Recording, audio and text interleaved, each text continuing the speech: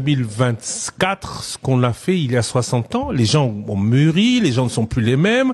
Aujourd'hui, vous vous exprimez, vous n'auriez jamais pu le faire il y a 60 ans. Vous savez, j'ai un auteur que j'aime beaucoup, c'est un de mes préférés, il s'appelle Nietzsche. Nietzsche dit, il faut jamais monter les faibles. Vous savez pourquoi?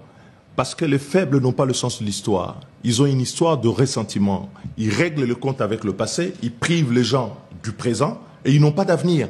Et ce pouvoir aujourd'hui que nous avons, c'est un pouvoir de faibles qui ignore le sens de l'histoire de notre pays, qui est allé à autre chose. Ils sont nostalgiques d'un passé que les Congolais ne veulent plus. Et pour nier ce passé, ils le mettent sous le dos tantôt des étrangers.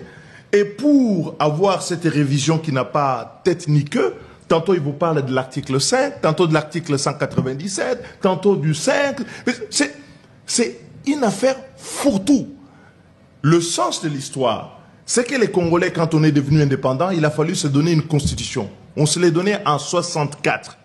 Et déjà en 64, les Congolais avaient conscience que les gens pouvaient abuser de leur pouvoir. Et donc ils avaient mis en place un mode de révision de la Constitution, on dit une Constitution rigide. Parce que certaines matières, c'est-à-dire le pouvoir du président, les mandats du président, les prérogatives du pouvoir judiciaire, les questions financières, la répartition de pouvoir entre les provinces et la nation, ne pouvaient pas être modifiées sans l'accord, non seulement de chambres, mais aussi des assemblées provinciales. Et donc on avait copié quelque part un peu l'article 5 de la Constitution américaine qui rend l'adoption d'un amendement assez difficile. Sauf qu'en 2006, on a refait l'inverse. On a dit on laisse les autres matières à la révision, mais il y a des interdictions. Parce qu'on sait que les gens ont tendance à les dépasser. Alors ceux qui ne connaissent pas l'histoire de notre pays peuvent vous la reproduire avec les mêmes instruments, les mêmes arguments. Et nous ne tombons pas là-dedans.